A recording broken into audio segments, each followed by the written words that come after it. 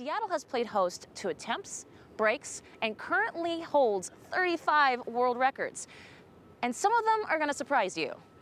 Some of them like largest frog, most fish caught with one hand in 30 seconds, most people blowing a chewing gum bubble simultaneously, farthest distance traveled on a skateboard in 24 hours by a guy, largest sushi roll, not Californian, and the longest line of rubber ducks, obviously. After several rounds of questioning, police say the teen made a full confession, admitting he used a coat hanger to break into his mother's room, then stood over her before beating her to death in her sleep. Court documents show the teen has a history of mental illness. During a 2010 evaluation, he revealed having hallucinations of his mother as a short clown with a blood-filled mouth, also making a clay sculpture of her with a severed head.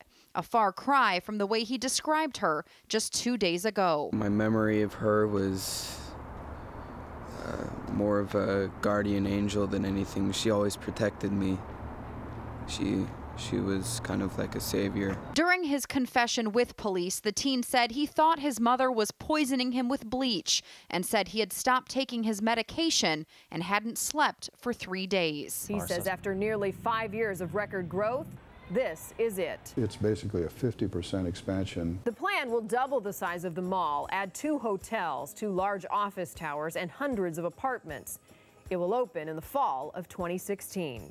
The pace of progress is something that surprises even Freeman, who was just a kid when his father and grandfather began developing downtown Bellevue in 1945. I watched the bulldozer go back and forth. I was more excited about the bulldozer than whatever they were doing with it. Now, Hannah, it's no secret many are against tolling, but a lot of people are coming up with other ideas to keep from having tolls. Yeah, yes, that's true, especially for people on the east side. They're so against tolling, they're looking for alternatives like raising the state's gas tax. In Mercer Island, this sentiment is as prominent as a campaign sign. It's hard to find drivers in this zip code who are not furious about the idea to toll I-90. If you're on Mercer Island and you're going anywhere, you would have to pay the toll. The opinions poured in during phase 1 of WashDOT's environmental impact study earlier this year. Hannah Kim was at a rally today where hundreds showed up pushing for that increase, Hannah. Well, John, the support in Seattle is getting louder and louder, but there's always the other side. Some small business owners say a wage increase could cripple them. The rallies keep growing, and every time they march, supporters believe they're getting closer to $15 an hour. You want to go to school, you want to get better at this, you want to do more of this, you don't have that time at $9 an hour. If I make you $15 an hour, I can actually go out to eat at my favorite small business. The signs of loss are evident in Oso, Darrington, and the surrounding communities, but you don't have to look far to see the signs of love and support. Tonight, there are marquees thanking emergency workers, others saying hold on to hope. One thing is clear, everyone is praying for the victims. It's amazing to see the community come together.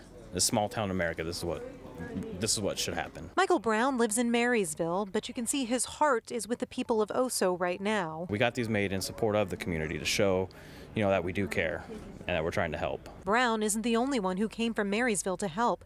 Catherine Castle and her family brought a truckload of food and supplies that they gathered at their local grocery store. There's boots in here, people were donating clothes and blankets, and it was overwhelming as it came in. She says the idea to help actually came from her kids. My kids wanted to donate their toys.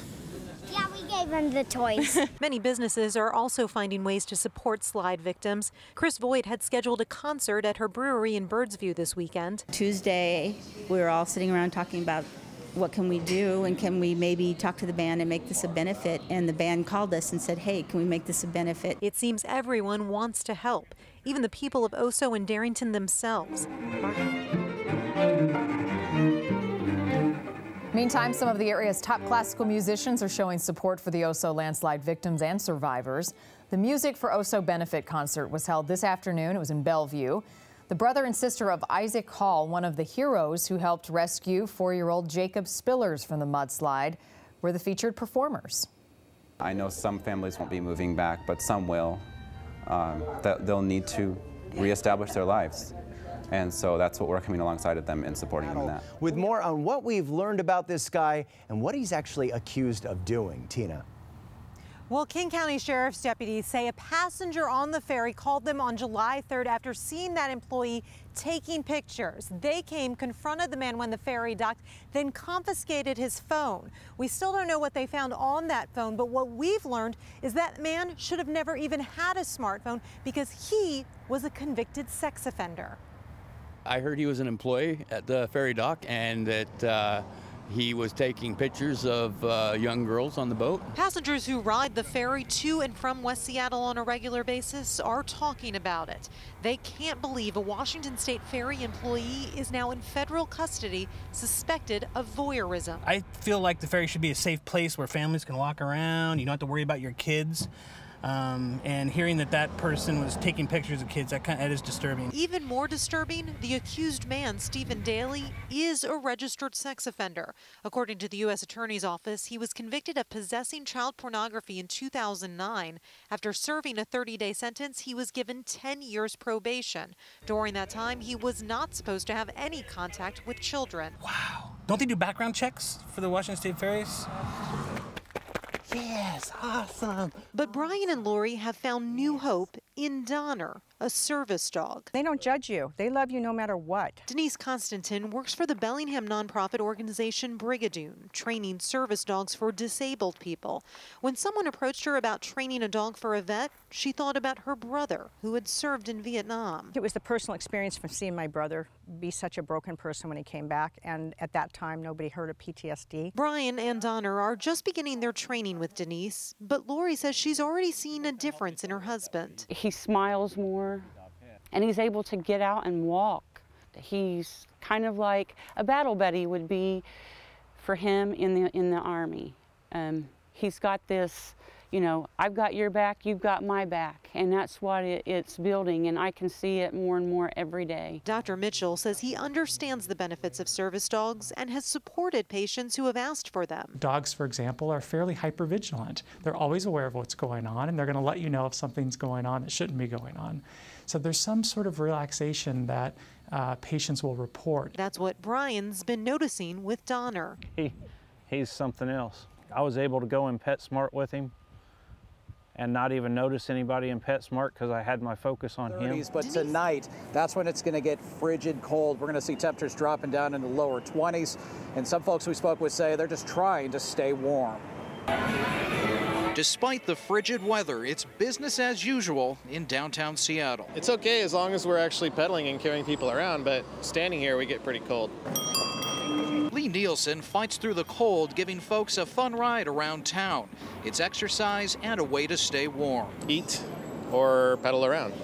Just keep moving. The same goes for Steve Beckman and his horse Sweet Pea. I'm good. I'm all layered up. Temperatures were in the lower 30s throughout the day and dropping into the 20s tonight. I love it. Yep. It's perfect. I love this time of year. Jeremy Ogden and his family are enjoying the holidays. I'm frozen. With a fun buggy ride. It's tradition. We do it every Thanksgiving weekend. We come down, do the carousel, ride the horses, and then we go get coffee and then pick out ornaments at Macy's. While some enjoy the cold, others are trying to stay warm. At the Union Gospel Mission, it's a full house. We open up our third floor.